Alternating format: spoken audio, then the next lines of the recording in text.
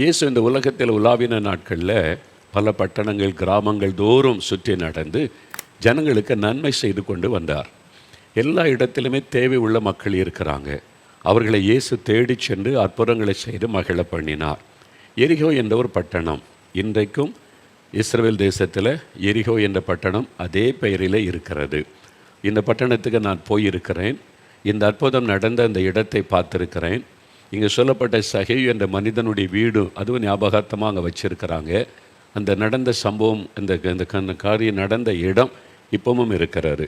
எரிகோ என்ற ஒரு பட்டணம், அதன் வழியாக இயேசு நடந்து போகிறார். அந்த பட்டணத்தில் சகேயு என்ற ஒரு மனிதன் இருந்தான். அவன் ஆயக்காரருக்கு தலைவனும் ஐஸ்வர்யவானுமாக இருந்தான். பெரிய செல்வந்தன், பணக்காரன், ஐஸ்வர்யவான்.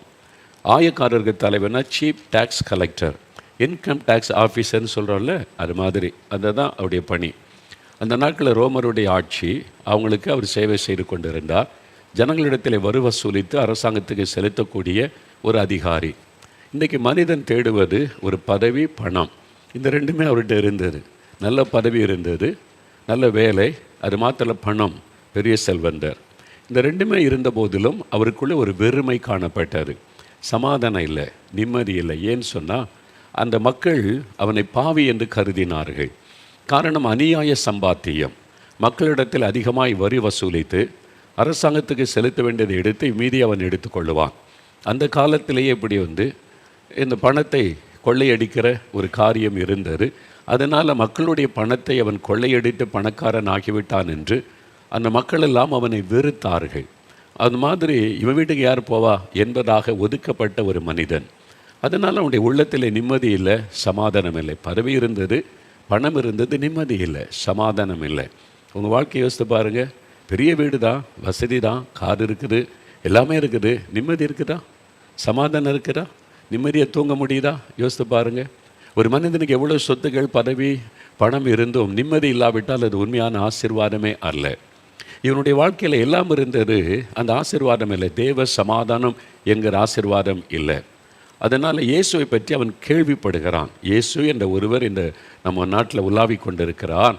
பாவிகளுடைய வாழ்க்கையை மாற்றுகிறார், வியாதியஸ்தர்கள் சுகம் கொடுக்கிறார், அற்புதம் செய்கிறார் என்பதை அவன் கேள்விப்படுகிறான். அவனுக்குள்ளே ஒரு ஆசை, இந்த இயேசுவை பார்க்க வேண்டும் என்பதாக. எல்லாரும் என்ன இருக்கிறாங்க, என்னை நேசிக்க யாரும் இல்லை, அவர் கடவுள் மனிதனாய் வந்திருக்கிறார்னு சொல்கிறாங்க, அவராவது என்னை நேசிப்பாரா, அவர் எப்படி போய் இருப்பார், அவரை பார்க்கணும் அப்படின்னு அவனுக்குள்ள ஒரு ஆசை வந்தது. இயேசு ஒரு முறை இந்த பட்டணத்தின் வழியாக வருகிறார் என்ற செய்தி பரவினது. இவனும் ஓடி போனான். இயேசு போன இடலாம் திரள் கூட்ட மக்கள் கூடுவார்கள். மக்கள் திரளாய் கூடி சூழ்ந்து கொள்வார்கள். அதனால் இவன் குள்ளமான ஒரு மனுஷன், ரொம்ப குள்ளமாக இருந்ததுனால ஜனக்கூட்டத்துக்குள்ளே இயேசுவை பார்க்க முடியலை. அவன் எட்டி எட்டி பார்த்துருப்பான், இயேசுவை பார்க்க முடியவில்லை. அதனால் எப்படி இந்த இயேசுவை பார்க்கறது, எப்படியாவது அவரை பார்க்கணுமே, அவர் எப்படி இருக்கிறார், அவருடைய முகம் எப்படி இருக்கும், நான் அவரை நேரடியாக பார்க்கணும், எல்லாரும் சொல்லி கேள்விப்பட்டிருக்கிறேன், ஆனால் அவரை பார்க்கணுன்னு அவனுக்குள்ளே ஒரு பெரிய ஆசை.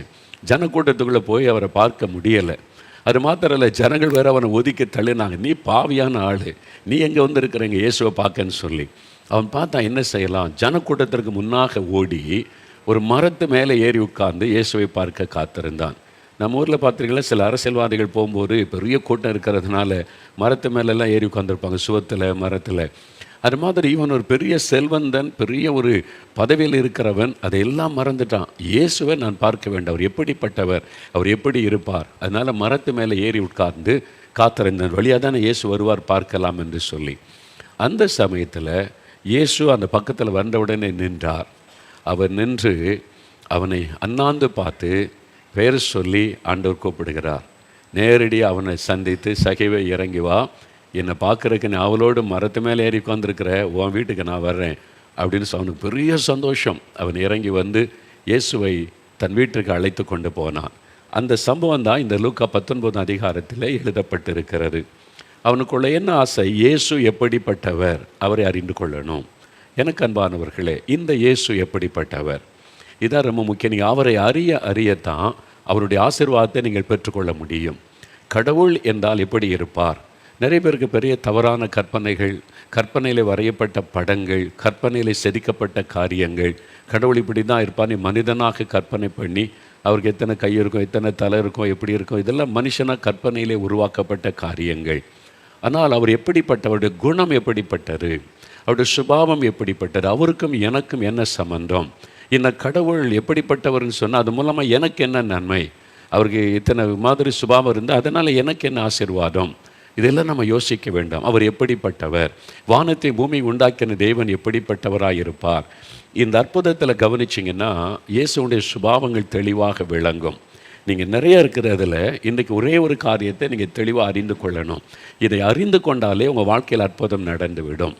நீங்கள் பாருங்கள், இயேசு அவனை கண்டு, மரத்து மேலே இருக்கிற அவனை இயேசு கண்டார் என்பதாக அவர் காண்கிற ஒரு தேவன். இதான் முதலாவது. இயேசு யார்? அவர் நம்மை காண்கிற ஒரு தேவன். நீங்கள் பாருங்களேன், மரத்து மேலே உட்காந்துருக்கிறான், இயேசு கீழே நடந்து வருகிறார். அவர் கீழே நடந்து போகும்போது முகம் தெளிவாக தெரியுமா? நிறைய பேர் கடவுளை தேடுறாங்க, கடவுளை பார்க்கணும், என்ன பண்ணலாம், அதுக்கு அங்கே போகலாமா, இங்கே போகலாமா, இந்த மலைக்கு போகலாமா, இந்த காட்டுக்குள்ளே போகலாமா, இந்த இடத்துக்கு போகலாமா, நடந்து போகலாமா, செருப்பெல்லாம் போகலாமா, நம்மளை வருத்தி கொள்ளாமா. மனுஷன் கடவுளை தேடுகிறான். மனுஷன் தேடியில் கடவுளை பார்த்துட முடியாது. கடவுள் தன்னை வெளிப்படுத்தணும். அவர் தன்னை வெளிப்படுத்தி காண்பிக்கும் பொழுது தான் அவரை அறிந்து கொள்ள முடியும். இயேசு பார்க்க மரத்தில் ஏறி உட்கார்ந்துருக்கான், முகம் தெரியுமா? தலையை தான் அவனை பார்த்துருக்க முடியும். ஆனால் இயேசு அதை அவன் தாகத்தோடு இருப்பதை அறிந்து அவன் நின்று அவர் தன் முகத்தை அவனுக்கு காண்பிக்கிறார். அவனை அண்ணாந்து பார்த்து அப்போ தான் இயேசுடைய முகத்தை தெளிவாக பார்க்கிறான். அவர் தன்னை நமக்கு வெளிப்படுத்தாதபடி நம்ம முயற்சியினால, நம்ம பிரயாசத்தினாலெல்லாம் அவர் பார்க்க முடியாது. நீங்கள் எத்தனை வருஷங்கள் விரதம் இருந்தாலும் கூட அவரை பார்க்க முடியாது. அவர் தன்னை நமக்கு வெளிப்படுத்த வேண்டும். அதற்குத்தான் காணக்கூடாத இறைவன் மனுஷனாக இந்த உலகத்தில் வந்தார். இயேசுவாக இந்த உலகத்தில் வந்து மனிதர்களுக்கு தன்னை வெளிப்படுத்தினார். அப்போது கடவுள் என்கிறவர் வானத்தை பூமியை சிருஷ்டித்தவர். வேதம் சொல்லுகிறார், வானம் எனக்கு சிங்காசனம், பூமி எனக்கு பாதபடி என்று சொல்லுகிறார். அப்போ தேவன் எவ்வளோ பெரியவர்னு யோசித்து பாருங்கள். வானம் சிங்காசனம், பூமி பாதபடியுமா, அவ்வளோ பிரம்மாண்டமான தேவன். ஒருவரும் சேரக்கூடாத ஒளியில் வாசம் பண்ணுகிறவர். நடுமத்தியானத்தில் சூரியனை உங்களால் கண்ணால் நேரடியாக பார்க்க முடியுமா? அப்படின்ற நேரத்துக்குள்ளே கண் மூடிக்கொள்ளும். என்ன அவ்வளோ பிரகாசம். 1,00,000 சூரியனை ஒன்றா இணைச்சா எப்படி இருக்கும்? அதை பார்க்க முடியுமா நீங்கள்? அதை விட பிரகாசமானவர் கடவுள் என்கிறவர். சேரக்கூடாத ஒளியில் வாசம் பண்ணுகிறவர். அவர் எப்படி மனுஷன் நெருங்க முடியும்? அதனால தான் அப்படிப்பட்ட ஒரு கடவுள் மனிதனுக்கு தன்னை வெளிப்படுத்தணும், மனிதர்கள் சுலபமாக தன்னை நெருங்கணும் என்பதற்காக அந்த மகிமையை துறந்து சாதாரண மனிதனாக இந்த உலகத்தில் அவதரித்தார். நம்மை போல ஒரு மனிதனாய் அவதரித்தார். அதுதான் இயேசு கிறிஸ்து. கடவுள் மனிதனாய் வந்தபோது அவர் கொடுக்கப்பட்ட பெயர் தான் இயேசு கிறிஸ்து என்பது. அதனால் அவர் சொல்ல, என்னை காண்கிறவன் காணக்கூடாத இறைவனை காண்கிறான் என்று இயேசு சொல்லுவதை நீங்கள் பார்க்க முடியும். அதனால் அவர் தன்னை வெளிப்படுத்தினார் என்பதாக. இயேசு கிறிஸ்து காணக்கூடாத இறைவனுடைய தற்சுரூபம் என்பதாக கொலைசியர் 1 எழுதப்பட்டிருக்கிறது வேதத்தில். அவர் தன்னை மனிதனுக்கு வெளிப்படுத்தினார். இந்த இடத்துல முதலாவது ஒரு காரியம் பாருங்கள், இயேசு அவனை கண்டார். அவர் காண்கிற ஒரு தேவன். இதான் முதலாவது அறிஞர். அவர் நம்மை காண்கிற ஒரு தேவன். வேறு புஸ்தகத்தில் ஆதியாகமம் 16 ஒரு சம்பவத்தை நீங்கள் வாசிக்க முடியும். சாராளுடைய அடிமை பெண்ணாக இருந்த ஆகார் என்ற ஒரு பெண், ஒரு ஏழை பெண், ஒரு வீட்டில் அடிமையாக வேலை செய்கிற ஒரு பெண். அவருடைய வாழ்க்கையில் ஒரு ஆசீர்வாதம் வருகிறது, உபத்திரம் வருகிறது. அவருடைய நாச்சியாரினால் நெருக்கப்பட்டு கொடுமைப்படுத்தப்பட்டு வேதனைப்படுத்தப்பட்ட போது, இந்த வீட்டில் என்னால் இருக்க முடியாது, என்னை நேசிக்க யாரும் இல்லை, எனக்கு அன்பு காட்ட யாரும் இல்லை, என்னை புரிந்து கொள்ள யாரும் இல்லை என்று இந்த வீட்டை விட்டு அவள் வெளியேறி போகிறாள். வனாந்தரத்தில் ஓடுகிறாள். எங்கே போகிறதுன்னு தெரியல, யாரிடத்தில் போவதுன்னு தெரியல. அவள் கர்ப்பிணி, நிறைமாத கர்ப்பிணியாக இருக்கிறாள். எங்கே போகிறது? தவித்து கொண்டே போகிறாள், அழுது கொண்டே போயிருப்பாள். எனக்கு யார் இருக்கிறாங்க, என்னை நேசிக்க அன்பு காட்ட என்னை புரிந்து கொள்ள யாருமில்லை என்று அழுது கொண்டே போயிருக்க வேண்டும். அப்பொழுது அந்த வனாந்தரத்தில் யாருமில்லாத இடத்துல அவருடைய பெயரை சொல்லி ஒரு சத்தம் கேட்கிறது. ஆகாரே, எங்கிருந்து வருகிறாய், எங்கே போய் கொண்டிருக்கிறாய் என்று அன்போடு கரிசனோடு விசாரிக்கிற ஒரு குரலை கேட்டாள். அவள் நின்று கவனித்த போது கடவுள் தன்னோடு பேசுகிறார் என்பதை அறிந்து கொண்டாள். நீ அழாத, நீ பயப்படாத, திரும்பி போ. அவங்க பாடுகள் உபத்திரத்துக்கு மத்தியில் நீ கொஞ்ச நாள் அடங்கி இரு. உன் சந்ததியை நான் ஆசீர்வதிப்பேன், உன்னை மகிழ பண்ணுவேன், உன்னை பெருக பண்ணுவேன். ஆண்டவர் ஆறுதலான வார்த்தை சொல்லி அவளை மகிழ்ச்சியோடு அனுப்பினார். அப்போ அவள் ஆண்டவருக்கு ஒரு பெயர் சூட்டினாள். ஆதியாகமம் 16:13 என்னை காண்கிற ஒரு தேவன் இருக்கிறார். யாருமே என்னை பார்க்கல, யாருமே என்னை கவனிக்கலை, யாருமே என்னை புரிந்து கொள்ளலைன்னு நினைச்சேன். ஆனால் என்னை காண்கிற ஒரு தேவன் இருக்கிறார். என் வேதனைகளை, துக்கத்தை, கண்ணீரை, என்னுடைய துயரத்தை காண்கிற ஒரு தேவன் இருக்கிறார். என்னை காண்கிறவரை நானும் இந்த இடத்தில் கண்டேன் அல்லவா என்று சொல்லி தேவனுக்கு ஒரு அழகான பெயரை சூட்டினாள். நீர் என்னை காண்கிற தேவன். ஆண்டவரே, நீர் என்னை காண்கிற தேவன். இயேசு கிறிஸ்து உங்களை காண்கிற ஒரு தேவன். நீ எந்த இடத்துல இருந்தால், ஒரு குடிசை வீட்டுக்குள்ளே இருக்கலாம், அரண்மனையில் இருக்கலாம், ஒரு டிராவலில் இருந்து கொண்டு இருக்கலாம், எந்த இடத்துல இருந்தாலும் இயேசுவின் கண்கள் இன்றைக்கு உங்களை நோக்கி பார்க்கிறது. அவர் உங்களை காண்கிற தேவன். அவர் நம்முடைய வாழ்க்கையில் எதை காண்கிறார்? அவர் காண்கிற தேவனாக இருக்கிறதுனால எனக்கு என்ன ஆசீர்வாதம்? ஒரு 3 சம்பவங்களை வேதத்திலிருந்து சொல்கிறேன். அது உங்களை குறித்ததான காரியம், நீங்கள் புரிந்து கொள்ள முடியும். இன்றைக்கு அந்த காரியத்தில் உங்களுக்கு அற்புதம் நடக்க போகிறது. முதலாவது, யாத்திராகமம் 3ஆம் அதிகாரம் 7ஆம் வசனத்தில் வேத புஸ்தகத்தில் ஆண்டவர் மோசே என்ற மனிதனுக்கு தரிசனமாகி, எகிப்து தேசத்தில் இருக்கிற என் ஜனங்கள், அவன்கிட்ட சொல்கிறாரு, என் ஜனத்தின் உபத்திரவத்தை நான் பார்க்கவே பார்த்தேன் மோசே. என் ஜனங்கள் உபத்திரவப்படுத்தப்படுகிறாங்க, என் ஜனங்கள் கொடுமைப்படுத்தப்படுகிறாங்க, சிறுமை அனுபவிக்கிறாங்க. ஆளோட்டைகளின் நிமித்தம் அவர்கள் இடுகிற கூக்குரலை நான் கேட்டேன், அவர்கள் படுகிற வேதனைகளை நான் அறிந்திருக்கிறேன் என்று ஆண்டு சொல்கிறார். உங்களை பார்த்துதான் சொல்லார், என் மகனே மகளே, உன் வேதனைகளை நான் அறிந்திருக்கிறேன், உன்னுடைய சிறையிருப்பை நான் அறிந்திருக்கிறேன், நீ சிறையிருப்பில் இருந்து கொடுமைகளை துன்பத்தை அனுபவிப்பதை நான் அறிந்திருக்கிறேன், நான் உன்னை காண்கிற ஒரு தேவன் என்று ஆண்டவர் சொல்லுகிறார். அந்த உபத்திரவத்திலிருந்து என் ஜனத்தை விடுதலையாக்க வேண்டும். அதுக்காக தேவன் செய்த அற்புதம் யாத்ராமத்தில் எழுதப்பட்டிருக்கிறது. அந்த உபத்திரவத்தை விடுதலையாக்கி, அடிமத்தனத்தில் விடுதலையாக்கி அவளை மகிழ்ச்சியான ஒரு தேசத்தில் வாழ வைத்த சம்பவத்தை பார்க்கிறோம். இன்றைக்கு உங்கள் வாழ்க்கையில் ஒரு உபத்திரவம், பாடுகள், வேதனைக்கு நடுவில் இருக்கிறீங்களா? ஒரு பக்தன் சொல்லுகிறார், யோபு 30:27 வாசித்து பாருங்க. நன்மைக்காக காத்திருந்தேன், எனக்கு தீமை வந்தது, உபத்திரவத்தின் நாட்கள் என்னை பிடித்து கொண்டது என்பதாய் வேதனையோடு சொல்லுகிறார். வியாதி ஒரு பக்கம், மரணம் ஒரு பக்கம், பிள்ளைகளை இழந்துட்டார், இழப்பு ஒரு பக்கம், பரிகாசம் ஒரு பக்கம், உபத்திரவத்திற்கு நடுவிலே உபத்திரவத்தின் நாட்கள் என்னை பிடித்து கொண்டது என்று சொல்லுகிறார். ஆனால் சங்கீதம் 22:24 வாசிக்கும் போது, உபத்திரப்படுகிறவனுடைய உபத்திரவத்தை அவர் அற்பமாக எண்ணுவதில்லை. நீங்கள் உபத்திரவத்துக்கு நடுவில் இருக்கலாம். உங்கள் வீட்டுக்குள்ளே, வேலை செய்கிற இடத்துல, நீங்கள் வசிக்கிற இடத்துல, ஊழியம் செய்கிற இடத்துல உபத்திரவம். உங்களை நெருக்குகிற மக்கள், அடிமைப்படுத்துகிற மக்கள், வேதனைப்படுத்துகிற மக்கள், உங்களை துக்கப்படுத்துகிற மக்கள் உபத்திரவத்துக்கு நடுவில் இருக்கலாம். யார் என்னை காண்கிறார்கள் என்று? இயேசு உங்களை காண்கிற தேவன். அநேக ஆண்டுகளுக்கு முன்பாக நான் சென்னையில் இருந்த சமயம் ஒரு தாயாரை எனக்கு தெரியும். அவங்க இயேசு மேலே ரொம்ப அன்பாக இருப்பாங்க. எப்பவும் வேலை முடிஞ்சதுன்னா பைபிள் கைமா தான் இருப்பாங்க, ஜெபித்து கொண்டே இருப்பாங்க. நான் அவளை கவனித்தேன், எவ்வளோ ஆண்டவர் மேலே அன்பு, பக்தி. ஏன் எப்பொழுதும் வேத வாசிப்பு, ஜெபம், இயேசு தான், அப்படி தான் அவனுடைய வாழ்க்கை. நான் அவரிடத்தில் பேசின போது ஒரு நடந்த சம்பவத்தை, அவனுடைய வாழ்க்கையில் நடந்ததை சொன்னாங்க. 18 வயது சிறுபெண்ணாக இருக்கும், 12 வயசு சிறுபெண்ணாக இருக்கும்போது அவருடைய தாய் தகப்பன் மரித்து விட்டார்கள். மரித்ததுனால அனாதையாக்கப்பட்டு விட்டாங்க. சொந்தக்காரங்க ஒருவர் இறக்கப்பட்டு, சரி நம்ம வீட்டில் இருக்கட்டும்னு அழைச்சிட்டு போனாங்க. அவங்களுக்கு 2 குழந்தைகள். இவனால தான் நம்ம சொந்தக்காரங்க தானே, அதனால் பிள்ளைகளை போல் நம்மளையும் கவனித்து கொள்ளுவாங்க அப்படின்னு படிக்க வைப்பாங்க, என் வாழ்க்கை நல்லா இருக்கும்னு எதிர்பார்த்து போனால் அவங்க படிக்க வைக்கலை. நீ ஸ்கூலுக்கெல்லாம் போக வேண்டாம், வீட்டு வேலை செய் என்று சொல்லி வீட்டில் இருக்கிற எல்லா வேலைகளையும் செய்ய வைப்பாங்க. தண்ணி எடுக்கணும், பெருக்கணும், சமையல் பண்ணணும், எல்லா கடினமான வேலை செய்ய வைப்பாங்க. அப்படி வேலை செய்து கொடுமைப்படுத்தினாலும் அன்பாக பேச மாட்டாங்க. அவங்க சாப்பிட்டது போக மீதி இருந்தால் அந்த கிச்சனில் ஒரு கிழிந்த பாய் கொடுப்பாங்க, அதில் தான் படுக்கணும், இந்த சாப்பிட்டு கொள்ளனே மிச்சம் இருக்கிறத கொடுப்பாங்க. அவருடைய உள்ளம் உடைந்து போனது. 12 வயசில் அனாதையாகிவிட்டேன், என்னை நேசிக்க அன்பு காட்ட யாரும் இல்லை, ஒரு வேலைக்காரியிலும் கேவலமாக இந்த வீட்டில் நடத்தப்படுகிறேன், இந்த வயசுலேயே எனக்கு இவ்வளோ கஷ்டம்னா இன்னும் பெரிய ஆளான பிறகு என் வாழ்க்கை எப்படி இருக்குமோ, எதிர்காலத்தை குறித்த ஒரு பயம். அந்த குடும்பத்தார் ஒரு நாள் கூட அன்பு காட்டவில்லை. உபத்திரவம், பாடுகள், சின்னதுக்கும் திட்டுவது, ஏசுவது, வெறுப்பை காட்டுவது. அவள் அழுது கொண்டே இருப்பாள். ராத்திரியெல்லாம் படுக்கையை கண்ணீரினால் நனைத்து கொண்டு இருப்பாள். ஒரு நாள் யோசித்தாள், இது என்ன வாழ்க்கை, இது இப்போவே எப்படின்னா பின்னால் எப்படி இருக்கும், நான் செத்து போயிடலாம், வாழ முடியாது, அன்பில்லாத இந்த உலகத்தில் எனக்கு அன்பு காட்ட யாருமே இல்லாத போது ஏன் வாழணும்? அவள் ஒரு முடிவு எடுத்தாள். ஊருக்கு வெளியில் ஒரு தோட்டத்தில், கிணத்துல தான் போய் தண்ணீர் எடுத்து கொண்டு வருவாள். சாயங்காலம் ஆயிட்டா யாருமே அங்கே போக மாட்டாங்க, தனித்து இருக்கும். ஒரு நாள் மாலை நேரம் கிணத்துல விழுந்து மறித்து விடலாம் என்று அவள் போனாள். அவள் போய் அந்த கிணத்து உரையில் உட்கார்ந்து நினைத்து பார்த்தாள் தன்னுடைய வாழ்க்கையை. நான் சாக போகிறேன், எங்கள் அப்பா உயிரோடு இருந்தால் என்னை இப்படி விட்டுருப்பாங்களா? எங்கள் அம்மா உயிரோடு இருந்திருந்தா நான் இப்படி சாக வேண்டியது வந்திருக்குமா? யாராவது ஒருத்தர் இருந்தால் கூட என்னை விசாரித்து கவனிச்சிருப்பாங்களே, இப்போ எனக்கு யாருமே இல்லை, நான் மறிச்சிடணும்னு சொல்லி அழுது கொண்டே இருந்தாள். அந்த இருட்டி வருகிற நேரம், கிணற்று மேலே ஏறி நின்று குதிப்பதற்கு ஆயத்தமான சமயம், ஒரு மெல்லிய சத்தம் அவளுடைய காதலை துணைத்திட்டு, மகளே என்று கூப்பிடுகிற ஒரு சத்தம். ஒரு பாசத்தோடு ஒரு தாய் அழைப்பதை போல அழைக்கிற சத்த மகளே என்று. யாரும் என்னை கூப்பிட்றாங்களே, நீ திரும்பி பார்த்தாள். ஆட்கள் யாருமே இல்லை.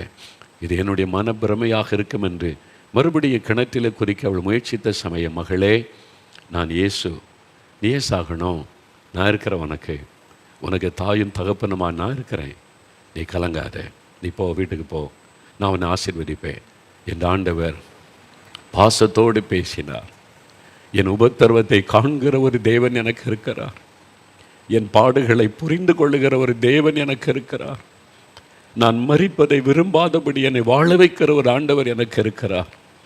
அதை அறிந்து கொண்ட போது அவருடைய உள்ளத்தில் ஒரு ஆறுதல், தைரியம். அவள் வீட்டுக்கு திரும்பி போனாள். அதே வீடு, அதே கொடுமை, அதே உபத்திரவம். ஒவ்வொரு நாள் இரவு அந்த கிழிந்த பாயில முழங்கால் படியிட்டு ஒரு தாயனிடத்தில் தகப்பனிடத்தில் பேசுவதைப் போல இயேசுவோடு பேசுவாள். ஆண்டவர் ஆறுதல் படுத்துவார். நீ அழாத, நீ துக்கப்படாத, ஒவ்வொருத்தரும் எனக்கு தெரியும், பாடு எனக்கு தெரியும்.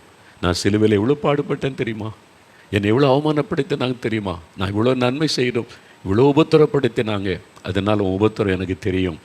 ஆறுதல் படுத்தி ஆண்டவர் ஆசீர்வதித்தார். அவருடைய வாலிப வயசானது யாரும் எதிர்பாராத விதமாய் நல்ல ஒரு வாழ்க்கை அமைத்து கொடுத்தார். கணவர், பிள்ளைகள் வந்தாங்க, குடும்பங்கள் பெரிதானது. அவங்க சொன்னாங்க, 12 வயசில் நான் செத்துருக்கணும், ஏன்னா என்னை நேசிக்க அன்பு காட்ட யாருமே இல்லை. தற்கொலை பண்ண போகிற நேரம் இயேசு என்னை சந்தித்தார். நான் இருக்கிற உனக்கு உபத்திரவெல்லாம் எனக்கு தெரியும்னு சொல்லி என்னை ஆறுதல் படுத்தினார். இன்றைக்கி என் பிள்ளைகள், பேர குழந்தைகள், குடும்பமாய் நான் பார்த்து மகிழுகிறேன். இவ்வளவு நன்மை செய்த அந்த இயேசுவை என்னால் எப்படி மறக்க முடியும்? அதனால் தான் எப்பவும் அவரையே நினைத்து நான் துதித்து கொண்டிருக்கிறேன் என்பதாய் சொன்னார்கள். எனக்கு அன்பானவர்களே, நீங்கள் எனக்கு யாரும் இல்லை, என்னை நேசிக்க, புரிந்து கொள்ள, விளங்கி கொள்ள யாரும் இல்லை. தனிமையாக வேதனைப்பட்டு கொண்டிருக்கிறீங்களா?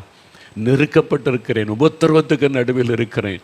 ஒரு பக்கம் கடன்காரர்கள்னு இருக்கிறாங்க, இன்னொரு பக்கம் குடும்பத்தில் நெருக்கம், இன்னொரு பக்கம் வியாபாரத்தில் நெருக்கம், எல்லா பக்கத்தில் உபத்திரவம், அப்படி ஒரு அடிமைத்தனம். இந்த பாடு ஒரு பக்கம், பாவம் என்னை மேற்கொண்டு விட்டது, குடியை விட முடியல, இந்த போதை வசத்தை விட முடியல, அடிமைத்தனம். இயேசு கிறிஸ்து இன்றைக்கு உங்களுக்கு விடுதலை தருவார், இன்றைக்கு விடுதலை தருவார். இந்த சகோதரர் சொன்னாங்களே, 17 வருஷம் மதுபானத்துக்கு அடிமையாக இருந்தேன், வீட்டுக்குள்ளே நிம்மதியே இல்லை, விட முடியலை, இயேசு விடுதலை கொடுத்தார். இன்றைக்கு உங்களுக்கு ஒரு விடுதலையின் நாள். அந்த உபத்திரவத்திலிருந்து, பாவ அடிமைத்தனத்திலிருந்து, உங்களை சமாதானத்தை கெடுக்கிற கட்டுகளிலிருந்து ஒரு விடுதலையின் நாள். அன்றைக்கு ஆண்டவர் அந்த மக்களுக்கு விடுதலை கொடுத்ததை போல உங்களுக்கு ஒரு விடுதலை கொடுப்பார். உங்களுடைய உபத்திரவத்தை காண்கிற ஒரு தேவன். ரெண்டாவது, இயேசு கிறிஸ்து நம்மை காண்கிற ஒரு காரியம் என்ன தெரியுமா? ஏசாயா 38ஆம் அதிகாரம் 5வது வசனம். வேத புஸ்தகத்தில் ஏசாயா 38ஆம் அதிகாரம் 5வது வசனத்தை பாருங்கள். பழைய ஏற்பாட்டில் 843வது பக்கம், அதில் 5வது வசனம். ஆண்டு சொல்றார், உன் விண்ணப்பத்தை நான் கேட்டேன், உன் கண்ணீரை நான் கண்டேன். I have seen your tears.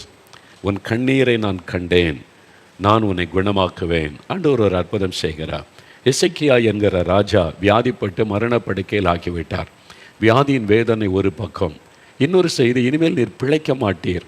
ஒரு தேசத்தின் ராஜா என்று சொன்னால் எத்தனை வைத்தியர்கள் வந்திருப்பாங்க, எவ்வளவு மருத்துவர்கள் வந்து உதவி செய்திருப்பாங்க, யாராலும் காப்பாற்ற முடியவில்லை, இனி மரணம்தான் என்கிற நிலைமை.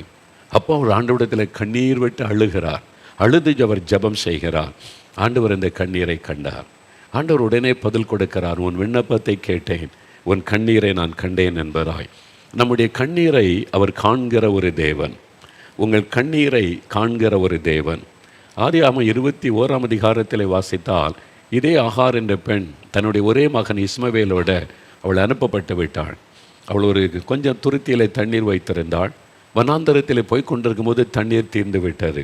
அவருடைய இளம் மகன் சொல்கிறான், தாகத்தினால் மயங்கி விழுந்து விட்டான், தண்ணீர் இல்லை, கண்ணு கெட்டின தூரம் வரைக்கும் உதவி செய்ய ஆட்கள் இல்லை, என்ன செய்வது, என் மகன் சாவதை எப்படி பார்க்க முடியும்? தூரத்தில் போய் சத்தமிட்டு அவள் அழுதாளாம்.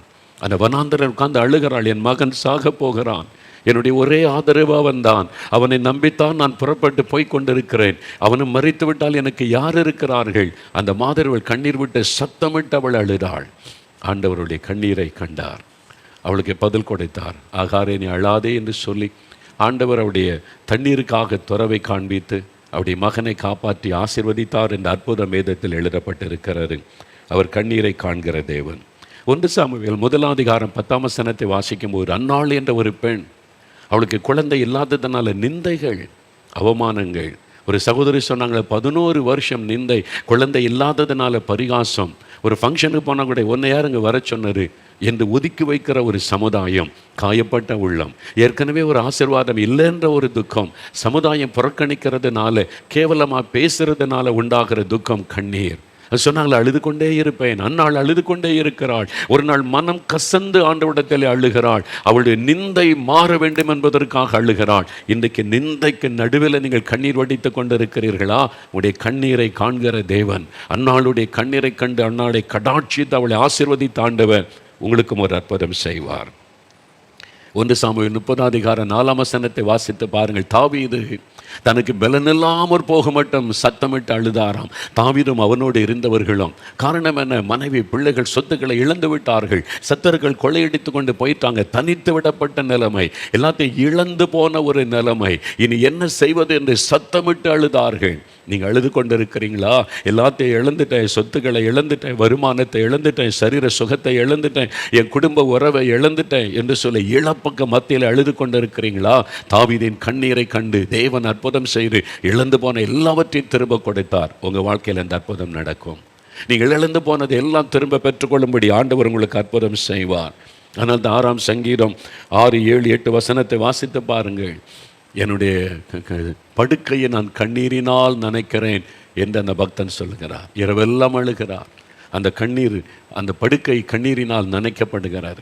ஆனால் என் அழுகையின் சத்தத்தை தேவன் கேட்டார் என்று அவர் சொல்லுகிறார். அந்த அனுபவத்தை, உங்களுடைய அழுகையின் சத்தத்தை தேவன் கேட்கிறார். நீங்கள் தனிமையாக அழுகிறீங்களா?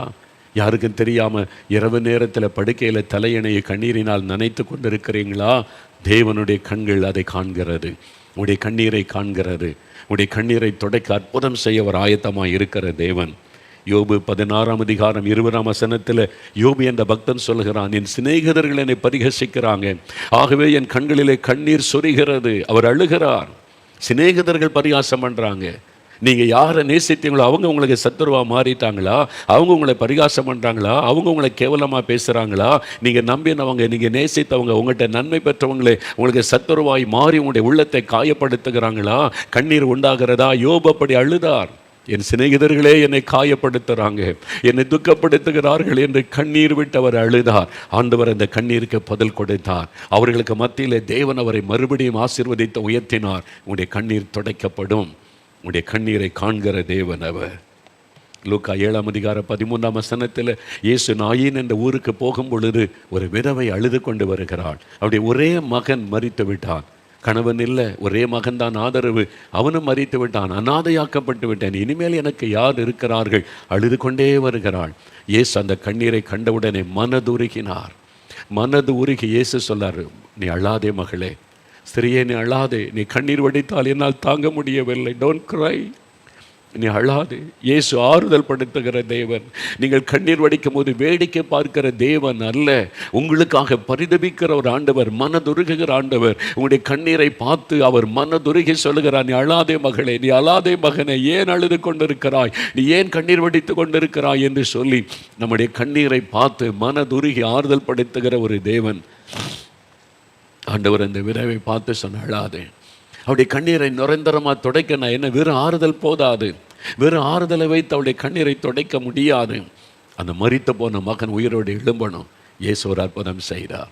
அந்த மகனை உயிரோடு எழும்ப பண்ணினார். மரித்த மகனை எழுப்பி அந்த தாயின் கையில் ஒப்படைத்து, நீ அழாதே, உன் மகனுக்காக தானே கண்ணீர் வடித்த, இதோ உன் மகன் என்று சொல்லி உங்களுடைய கண்ணீரை துடைக்க அவர் அற்புதம் செய்வார். உங்களுடைய கண்ணீரை மாற்ற அவர் அற்புதம் செய்வார். அன்றைக்கு அற்புதம் செய்த ஆண்டவர் இன்றைக்கும் அற்புதம் செய்கிற ஆண்டவர். யோவான் 11 லாசரு மரித்து விட்டான். அவருடைய 2 சகோதரிகள் மார்த்தாள் மரியாள் அழுகிறாங்க. ஒரே சகோதரன், அப்பா அம்மா இருந்ததாக வேதத்தில் சொல்லப்படவில்லை. தாய் தகப்பனை இழந்தவர்களுக்கு ஒரு சகோதரன் தான் ஆதரவு. அவனும் மரித்து விட்டான். மார்த்தாளும் மரியாளும் அழுகிறார்கள். இயேசுவை கண்டவுடனே அழுகிறார்கள். மரியாள் இயேசுவின் பாதத்தில் விழுந்து அழுகிறாள்.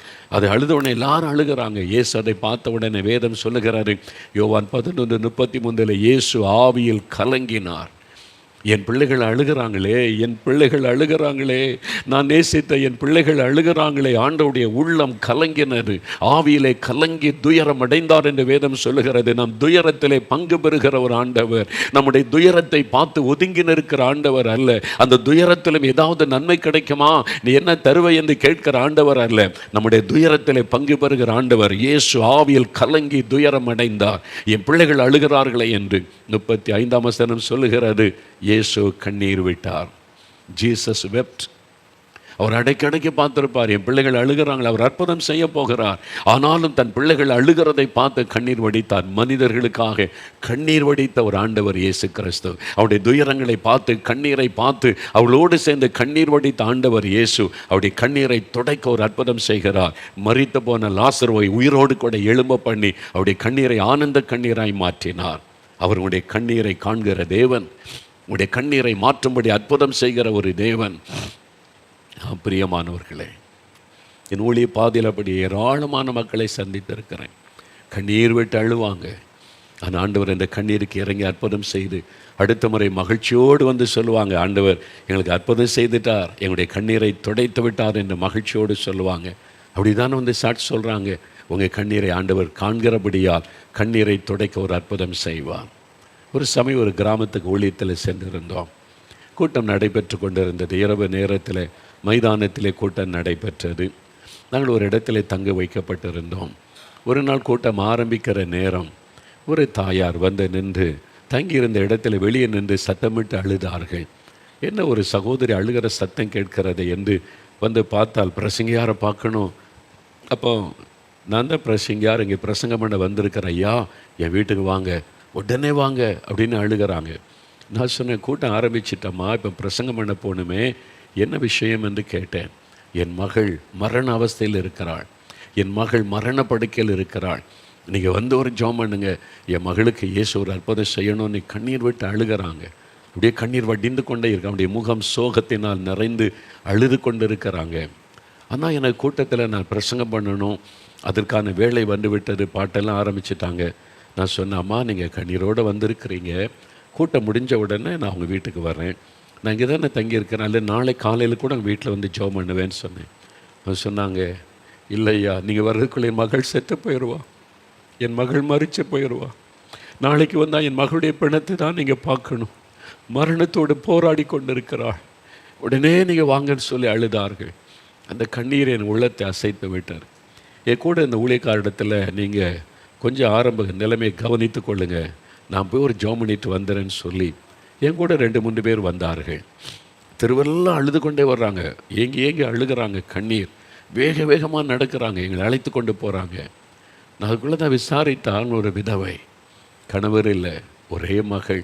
அந்த மகளுக்கு ஏதோ ஒரு பிரச்சனை, எங்களை கூட்டிகிட்டு போகிறாங்க. நாங்கள் வெகு தூரம் நடந்து அந்த வீட்டுக்குள்ளே வந்து ஒரு குடிசை வீடு, மேலெல்லாம் திறந்து கிடக்குது, ஒரு ஏழை குடிசை, ஒரு ஏழை ஒரு சகோதரி, விதவை, கணவர் இறந்து விட்டார். அங்கே போன ஒரு வாலிப மகள் ஏற்கனவே மறிச்சிட்ட மாதிரி தான் அங்கே படுக்கையில் இருந்தாள். உயிர் இருக்கிற மாதிரி தெரியல, உயிர் போய்விட்ட மாதிரி தான். அவங்க போய் அழுகிறாங்க. என் மகள், ஒரே மகளையா, இவளுக்காகத்தான் நான் வாழ்கிறேன், அவள் இறந்துட்டா, நான் இப்படி இந்த உலகத்தில் வாழ்கிறதுன்னு சொல்லி ஒரு உயிர் போராட்டமான ஒரு போராட்டம். ஏற்கனவே மறிச்ச மாதிரி கிடக்கிறாங்களே, என்ன ஜெபிக்கிறதுன்னு எனக்கு தெரியல, எப்படி ஜெபிக்கிறது அப்படின்னு யோசித்து கொண்டிருக்கிற அந்த விரவை சகோதரனுடைய கண்ணீர் உள்ளத்தை அசைத்தது. அவங்க அந்த பக்கம் படுக்கையில் அந்த பக்கம் முழங்கால் போட்டிருந்தாங்க, நாங்கள் இந்த பக்கம் முழங்கால் போட்டு ஜெபெல்லாம் ஒன்றும் பண்ணலை, அவங்களோட சேர்ந்து கண்ணீர் வடித்தோம், அவ்வளவுதான். அவங்களோட சேர்ந்து நாங்களும் இயேசுவனிடத்தில் அழுதோம், ஆண்டவரே இந்த விதவையனுடைய கண்ணீருக்கு இரக்கம் செய்யும், இந்த விதவை சகோதரனுடைய கண்ணீருக்கு இரக்கம் செய்யும், இந்த விதவையனுடைய கண்ணீருக்கு பதில் கொடும். அவங்க கூட சேர்ந்து அழுதான், அவ்வளோதான். அவங்க அழுதாங்க, நாங்களும் கண்ணீர் செஞ்சினோம் ஆண்டவருடைய பாதபடியில். அழுது கொண்டே இருந்தோம். 5 நிமிஷம், 10 நிமிஷம், 15 நிமிஷம், 20 நிமிஷம் கடந்தது. திடீரென்று அந்த மகளுக்குள்ளே மரித்து போன சரித்திரம் உயிர் வந்தால் எப்படி இருக்கும், எழுந்து உட்கார்ந்து அப்படியே பார்த்தாள், தாயாரை பார்த்தாள், எங்களை பார்த்தாள், பேச ஆரம்பித்தாள். அந்த தாய்க்கு எப்படி இருந்திருக்கோம்ல. நாங்கள் அந்த மகள் மேலே கை வைத்து ஜெபிக்கவும் இல்லை, அந்த மகளை எழுப்புன்னு கேட்கவும் இல்லை, அழுதோம், அவ்வளோதான். அந்த விதவை சகோதரியோடு சேர்ந்து கண்ணீர் வடித்தோம். அந்த மகளுடைய கண்ணீருக்கு இறக்க செய்யுங்க ஆண்டவரேன்னு அவர் கண்ணீரை காண்கிற தேவன். அந்த மகளை உயிரோடு எழும்ப பண்ணி இந்த தாய்க்கு அவ்வளோ சந்தோஷம். அவருடைய கண்ணீர் ஆனந்த கண்ணீராய் மாறிவிட்டார். ஆண்டவரை துதிக்க ஆரம்பித்தாங்க. ஒரு பெரிய மகிழ்ச்சி உள்ளத்தில். கண் முன்னால் இந்த விதவை சகோதரனுடைய கண்ணீரை ஆண்டவர் துடைத்தாரே, அந்த சந்தோஷம், அந்த விதவையுடைய துக்கம் சந்தோஷமாய் மாறினதே, அந்த சந்தோஷம். இன்றைக்கு அழுது கொண்டு இருக்கிறீங்களா? கண்ணீர் வடித்து கொண்டு இருக்கிறீங்களா? உங்கள் கணவருக்காக, பிள்ளைகளுக்காக, உங்களுடைய மனைவிக்காக, கடன் பிரச்சனைக்காக, ஏதோ ஒரு நெருக்கத்தில் தேவையில் அழுது கொண்டு இருக்கிறீங்களா? அவர் உங்களுடைய கண்ணீரை காண்கிற தேவன். இயேசு கிறிஸ்து உங்களுடைய கண்ணீரை காண்கிற தேவன். கண்ணீரை பார்த்து விட்டு சும்மா போகிற தேவன் அல்ல. உங்களுடைய கண்ணீரை துடைப்பதற்கான அற்புதத்தை ஆண்டவர் செய்வார். அவர் நம்மை காண்கிற தேவன். இயேசு நம்மை காண்கிற தேவன்.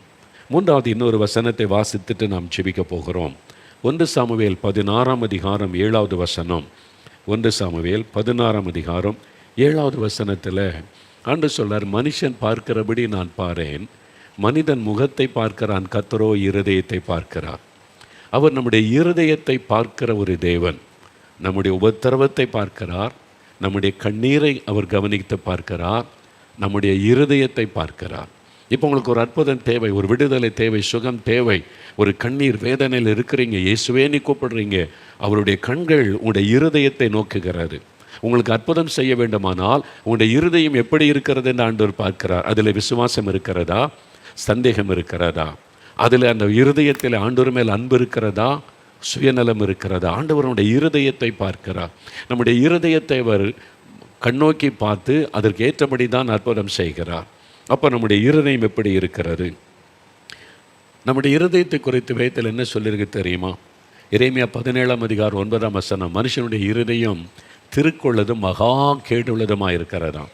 அது திருக்குள்ளது எப்போ எப்படி மாறும்னு தெரியாது. மகா கேடுள்ளதுமாக இருக்கிறது மனுஷனுடைய இருதயம். அதை அறியத்தக்கவன் யார்? தேவன்தான் மனுஷனுடைய இருதயத்தை ஆராய்ந்து பார்க்கிறவர் என்று எரேமியா 17:10 வசனத்தில் நம்ம வாசிக்கிறோம். இந்த மனுஷனுடைய இருதயம் எப்படி இருக்குன்னு இயேசு சொல்கிறார் பாருங்க. வேத புஸ்தகத்தில் மார்க் எழுதின சுவிசேஷம் 7ஆம் அதிகாரம் 21வது வசனத்திலிருந்து நீங்கள் பைபிளில் வாசிக்கும்போது இயேசு மனிதனுடைய இருதயம் எப்படி இருக்கிறது என்பதை சொல்லுகிறார் பாருங்க. உங்கள் இருதயம் எப்படி இருக்குது நமக்கே தெரியாது, நம்முடைய இருதயம் எப்படி இருக்குன்னு. அந்த ஆண்டவர் தெளிவாய் சொல்லுகிறார் பாருங்க. மனிதனுடைய இருதயத்திற்குள்ளிருந்து பொல்லாத சிந்தனைகளும், விபச்சாரங்களும், வேசித்தனங்களும், கொலை பாதகங்களும், களவுகளும், பொருளாசைகளும், துஷ்டத்தனங்களும், கபடும், காமவிகாரமும், வன்கண்ணும், தூஷணமும், பெருமையும், மதிகேடும் புறப்பட்டு வரும். இவைகளெல்லாம் உள்ளத்திலிருந்து புறப்பட்டு மனுஷனை தீட்டுப்படுத்தும். மனுஷனை தீட்டுப்படுத்துகிற பாவம் இருதயத்திலிருந்து வருகிறது. இருதயம் இந்த பாவத்தினால் நிறைந்திருக்கிறது. அப்போ ஆண்டவருடைய இருதயத்தை பார்க்கிறார். அதுக்குள்ளே பெருமை இருக்கிறது, பொறாமை இருக்கிறது, கோபம் இருக்கிறது, பண ஆசை இருக்கிறது, வஞ்சகம் இருக்கிறது, மற்றவர்களை ஏமாற்றுகிற சுபாவம் இருக்கிறது, எப்பொழுதும் மற்றவர்களை குறை சொல்லி கொண்டிருக்கிற சுபாவம் இருக்கிறது, உங்களுடைய வாயின் வார்த்தைகளினாலே மற்றவர்களை காயப்படுத்துகிற சுயநீதி இருக்கிறது. உங்களுடைய இருதயம் இந்த பாவத்தினால் கரைப்பட்டு இருக்கிறது. ஆண்டவர் சொல்லுகிறார், நான் எப்படி உனக்கு அற்புதம் செய்ய முடியும்? உன் இருதயம் கேடானதாக இருக்கிறதே, உன் இருதயத்துக்குள்ள இவ்வளவு பாவம் இருக்கிறதே, நான் எப்படி உனக்கு அற்புதம் செய்வது? நான் எப்படி உன் ஜெபத்தை கேட்டு விடுதலை கொடுப்பது? உன் இருதயம் சரியானதான் நான் அற்புதம் செய்ய முடியும். ஐயோ, என் இருதயத்தை எப்படி சரிப்படுத்துவது? ஆண்டவர் கேட்கிறார், அந்த பாவம் நிறைந்த இருதயத்தை எனக்கு தா.